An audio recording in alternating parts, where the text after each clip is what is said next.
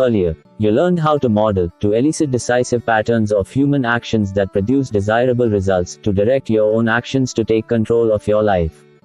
The underlying idea was that you didn't need to choose your behavior by trial and error, you could become a sovereign by learning the most effective way to run your own brain. When you deal with others, a certain amount of trial and error is inevitable. You can't direct the behavior of others with the speed, certainty, and effectiveness with which you control your own results. But a key to personal success is learning how to speed up that process. You can do it by developing rapport, by understanding metaprograms, by learning how to calibrate others so you can deal with them on their terms. This chapter is about taking the trial and error that's inherent in human interaction and increasing the pace of discovery by learning to handle resistance and solve problems. If there was a key word in the first half of the book, it was modeling. Modeling excellence is crucial to learning to rapidly create the results you desire. If there's a key word for the second half of this book, it's flexibility, the one thing effective communicators have in common. They learn how to calibrate someone and then keep changing their own behavior, verbal or nonverbal, until they create what they want. The only way to communicate well is to begin with a sense of humility and a willingness to change. You can't communicate by force of will, you can't bludgeon someone into understanding your point of view. You can only communicate by constant, resourceful, attentive flexibility. Often, flexibility doesn't come naturally. Many of us follow the same patterns with numbing regularity. Some of us are so sure we're right about something, we assume mere forceful repetition will get us through. There's a combination of ego and inertia at work. Many times it's easiest to do exactly what we've done before. But the easiest is often the worst thing to do.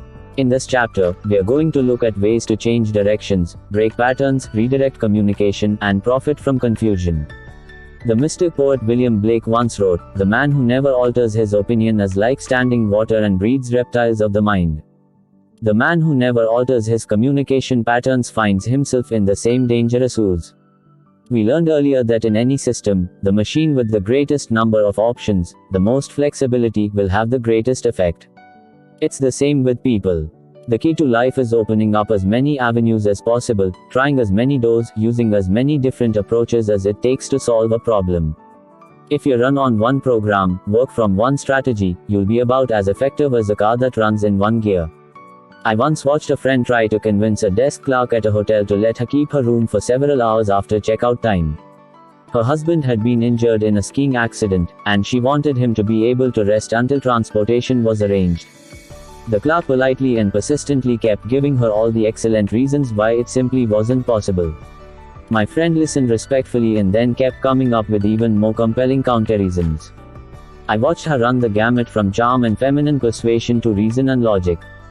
Without ever being haughty or bringing outside pressure to bear, she simply hung in there, pursuing her desired outcome. Finally, the clerk gave her a rueful smile and said, "Madam, I think you're winning." How did she get what she wanted? Because she was flexible enough to keep producing new behavior and new maneuvers until the clerk was unwilling to oppose her any longer. Most of us think of settling a dispute as something akin to verbal boxing. You pound through your arguments until you get what you want. Much more elegant and effective models are the Oriental martial arts, like Aikido and Tai Chi. There, the goal is not to overcome force, but to redirect it, not to meet force with force, but to align yourself with the force directed at you and guide it in a new direction. That's precisely what my friend did, and it's what the best communicators do. Remember that there is no such thing as resistance, there are only inflexible communicators who push at the wrong time and in the wrong direction. Like an Aikido master, a good communicator, instead of opposing someone's views, is flexible and resourceful enough to sense the creation of resistance, find points of agreement, align himself with them, and then redirect communication in a way he wants to go. The best soldier does not attack. The superior fighter succeeds without violence. The greatest conqueror wins without a struggle. The most successful manager leads without dictating. This is called intelligent non-aggressiveness. This is called mastery of men. Lao Tzu, Tao. Taking it's important for us to remember that certain words and phrases create resistance and problems. Great leaders and communicators realize this and pay close attention to the words they use and the effect they have. In his personal autobiography, Benjamin Franklin describes his strategy for communicating his opinions and yet maintaining rapport. I developed the habit of expressing myself in terms of modest diffidence, never using, when I advance anything that may possibly be disputed, the words certainly, undoubtedly, or any other that give the air of positiveness to an opinion, but rather say, I conceive or apprehend a thing to be so and so. It appears to me I should not think it, so, for such and such reasons, or, I imagine it to be so, or it is so, if I am not mistaken. This habit I believe has been of great advantage to me when I have had occasion to inculcate my opinion and persuade men into measures that I have been, time to time, engaged in promoting. Old Ben Franklin knew how to persuade by being certain not to create any resistance to his proposals through the use of words that trigger negative responses. There are other words. Let me give you the example of one ever-present, three-letter word but. Used unconsciously and automatically, it can be one of the most destructive words in our language. If someone says, that's true, but. What is he saying? He's saying it's not true, or it's irrelevant. The word, but, has negated everything said before it. How do you feel if someone says to you that they agree with you, but? What if you simply substitute the word, and, instead? What if you say, that's true, and here's something else that's also true? Or, that's an interesting idea, and here's another way to think about it. In both cases, you start with agreement. Instead of creating resistance, you've created an avenue of redirection. Remember, there are no resistant people, only inflexible communicators. Just as there are phrases and words that automatically trigger feelings or states of resistance, there are also ways to communicate that keep people involved and open. For example, what would happen if you had a communication tool you could use to communicate exactly how you felt about an issue, without compromising your integrity in any way, and yet you never had to disagree with the person, either? Would that be a fairly powerful tool? Well, here it is. It's called the agreement frame. It consists of 3 phrases you can use in any communication to respect the person you're communicating with, maintain rapport with him, share with him what you feel is true, and yet never resist his opinion in any way. Without resistance there is no conflict. Here are the 3 phrases, I appreciate and, I respect and, I agree and. In each case, you're doing 3 things. You're building rapport by entering the other person's world and acknowledging his communication rather than ignoring or denigrating it with words like, but, or, however. You're creating a frame of agreement that bonds you together.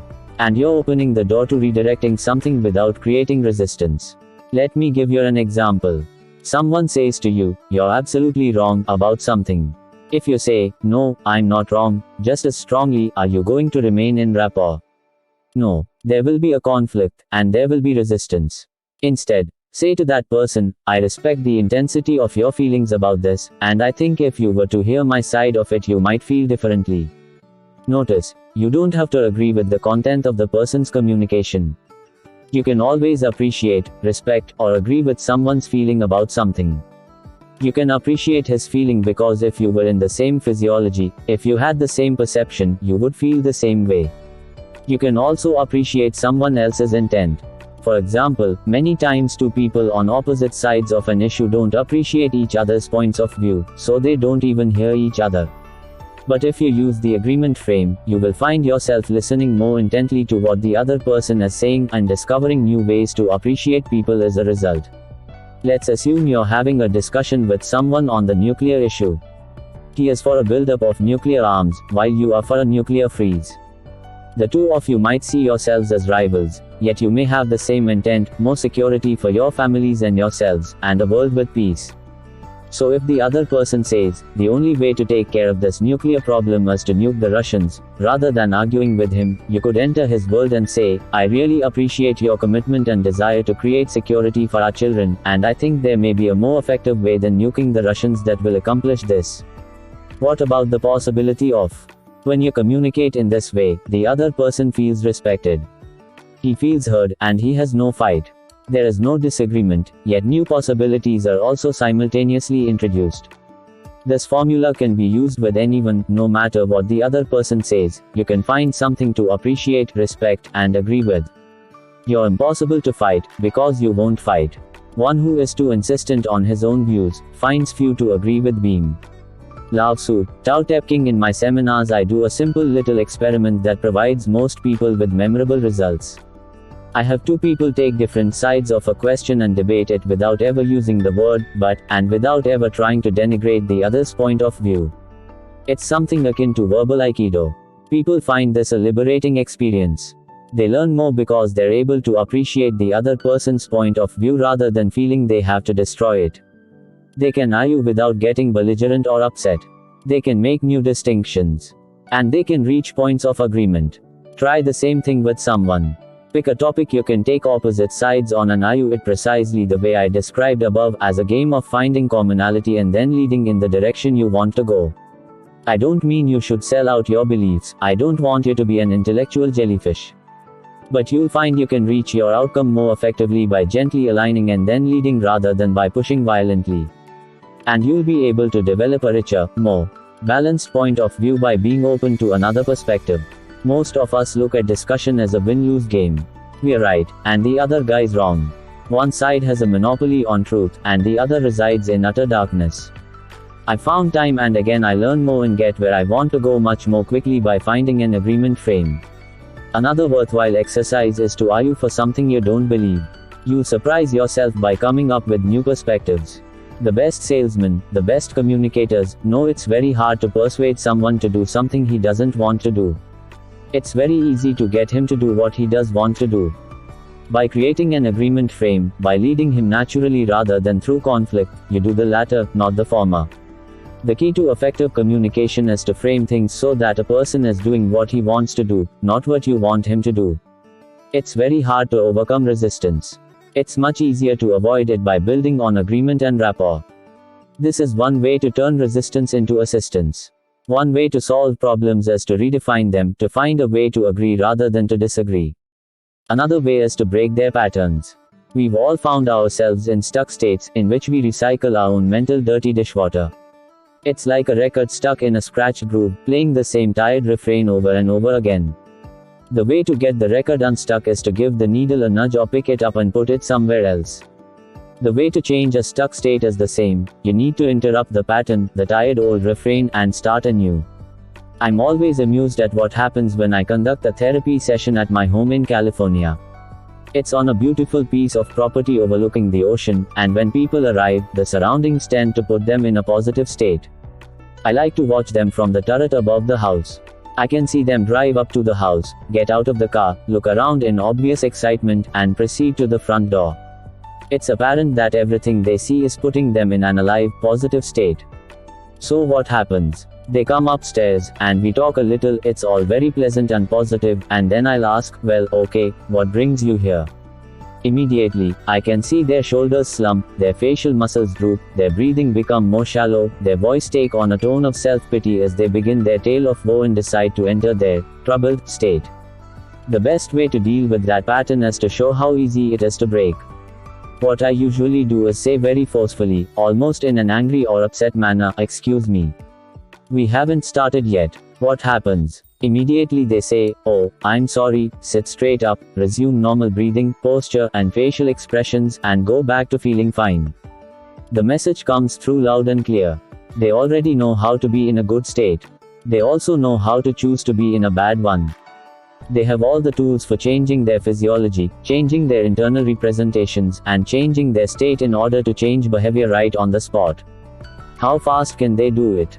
In an instant. I found that confusion is one of the greatest ways to interrupt patterns. People fall into patterns because they don't know how to do anything else. They might mope around and become depressed because they think they'll evoke sensitive, caring questions about what's troubling them. It's their way of getting attention and using their resources in the best way they know how to change their state. If you knew someone like that, how would you react? Well, you could do the expected. You could sit down and begin a long, sensitive, anguished discussion. That might make the person feel a little better, but it also reinforces the pattern. It tells the person that if he mopes around, he'll get all the attention he wants. What if you did something else? What if you began tickling him, or ignoring him, or barking like a dog in his face? You'll find that this person won't know how to respond to you, and out of his confusion or laughter will emerge a new pattern of how to perceive his experience.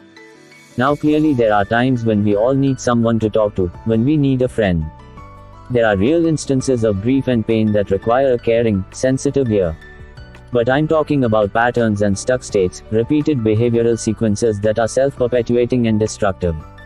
The more you reinforce them, the more harm you do. The real aim is to show people they can change these patterns, that they can change behaviors. If you believe that you're the ball on the tether, waiting for someone to hit it, that's how you'll behave. If you believe that you're in control, that you can change your patterns, you'll be able to. The trouble is that many times our culture tells us otherwise. It says we don't control our behaviors, we don't control our states, we don't control our emotions. Most of us have adopted a therapeutic model that says we're at the mercy of everything from childhood traumas to raging hormones. So the lesson to learn is that patterns can be interrupted and changed in an instant. When Richard Bandler and John Grinder were doing private therapies, they were known as masters of the pattern interrupt. Bandler tells one story about visiting a mental institution and dealing with a man who insisted he was Jesus Christ, not metaphorically, not in spirit, but in the flesh. One day Bandler walked in to meet this man. "Are you Jesus?" he said. "Yes, my son," the man replied. Bandler said, "I'll be back in a minute." This left the man a little bit confused. Within 3 or 4 minutes, Bandler came back, holding a measuring tape. Asking the man to hold out his arms, Bandler measured the length of his arms and his height from head to toe. After that, Bandler left. The man claiming to be Christ became a little concerned. A little while later, Bandler came back with a hammer, some large spike nails, and a long set of boards. He began to pound them into the form of a cross. The man asked, "What are you doing?" As Richard put the last nails in the cross, he asked, "Are you Jesus?" Again the man said, "Yes, my son." Bandler said, "Then you know why I'm here." Somehow, the man suddenly recalled who he really was. His old pattern didn't seem like such a good idea. "I'm not Jesus. I'm not Jesus," the man started yelling. Case closed. A more positive pattern interrupt is an anti-smoking campaign that began a few years ago. It suggested that anytime someone you love reaches for a cigarette, give him/her a kiss instead. In the first place, it interrupts the automatic pattern of reaching for a cigarette. At the same time, it produces a new experience that can cast doubts on the wisdom of the old one. Pattern interrupts are also valuable in business. One executive used them to get his factory workers to change the way they looked at their work. When he first took over, he went to the plant where they were building his personal model of the company's product. But when it came off the line, instead of taking it, he chose another model that was made for the general public. It wouldn't even start. He flew into a range and made it clear he wanted every one of the plant's products built as if it were for his personal use. He said he might show up at any time to check out the quality of any product. This news spread like wildfire, and the experience interrupted the pattern of poor workmanship and caused many people to re-examine what they were doing. A master of rapport, the executive was able to pull this off without causing the workers to resent him because he appealed to their pride. Pattern interrupts can be particularly useful in politics. There was a good example recently in Louisiana. Kevin Riley, a state legislator there, lobbied throughout the legislative session for more money for the state's colleges and universities. All his efforts turned out to be in vain. No more money was appropriated. As he stormed out of the state capitol, a reporter asked him his thoughts. He launched into a tirade, declaring Louisiana was nothing but a banana republic. He said, "What we ought to do is declare bankruptcy, secede from the Union, and file for foreign aid. We lead in all the good stuff, illiteracy, unwed mothers, and we're last in education." At first his remarks set off a storm of criticism, because they went so far beyond the usual circumspect level of political discourse. But soon he became something of a hero. He probably did more to change the state's thinking about funding education by that one tirade than through all his ardent politicking. You can use pattern interrupts in daily life. We've all been in arguments that take on a life of their own. The original reason behind the dispute may have long since been forgotten, but we rage on, getting madder and madder, more and more intent on winning, on proving our point. Arguments like this can be the most destructive thing a relationship can face. When they're over, you may think, how in the world did that get so far out of hand? But while the argument is still going on, you have no perspective whatsoever. Think of situations you have been in lately where you or others were stuck. What pattern interrupts could you have used? Take a moment now to create 5 pattern interrupts you could use in the future and think of situations where they would be useful. Respond intelligently even to unintelligent treatment. Lao Tzu, Tao taking. What if you had a pattern interrupt set up in advance, like an early warning alarm, to short-circuit an argument before it got out of hand? I found humor is one of the best pattern interrupts. It's hard to be angry when you're laughing. My wife, Becky, and I have one in place that we use all the time. Have you ever seen the Saturday Night Live skit based on the phrase, "I hate it when that happens"? It's pretty hilarious. The actors tell each other about awful things they do to themselves, like rubbing sandpaper across their lips and then pouring rubbing alcohol on them, or grinding a carrot scraper up their nose and then sticking a menthol cough drop there, and then they say, "Yeah, I know what you mean, I hate it when that happens."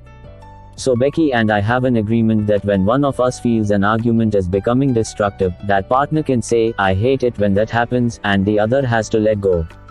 It forces us to break the negative state we're in by thinking of something that makes us laugh. And it also reminds us that we do hate it when we do that.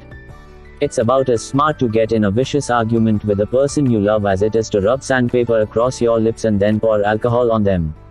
Everything that enlarges the sphere of human powers, that shows man he can do what he thought he could not do, is valuable. Ben Jonson. There are two main ideas in this chapter, and they both go against the grain of what many of us have been taught. The first is that you can persuade better through agreement than through conquest. We live in a society that revels in competition, that likes to make clear distinctions between winners and losers, as if every interaction must have both.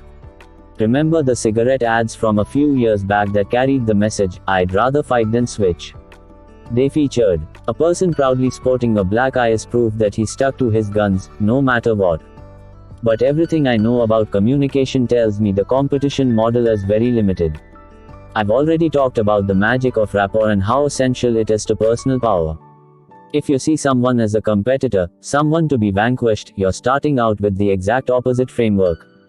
Everything I know about communication tells me to build from agreement, not from conflict, to learn to align and lead rather than to try and overcome resistance. This is easier said than done. However, through conscious and consistent awareness, we can change our patterns of communication. The second idea is that our behavior patterns aren't indelibly carved into our brain. If we repeatedly do something that limits us, we're not suffering from some abstruse mental ailment. We are just running a terrible pattern over and over again. It may be a way we relate to others or a way we think. The solution is simply to interrupt the pattern, stop what you're doing, and try something new. We are not robots wired into barely remembered personal traumas. If we do something we don't like, all we have to do is recognize it and change it. What does the Bible say? We shall all be changed in an instant. In the twinkling of an eye. We will be if we want to be. In both cases, the common ground is the idea of flexibility. If you have trouble putting together a puzzle, you won't get anywhere by trying the same solution time and time again. You'll solve it by being flexible enough to change, to adapt, to experiment, to try something new. The more flexible you are, the more options you create, the more doors you can open, and the more successful you will be. In the next chapter, we'll look at another crucial tool to personal flexibility. It's called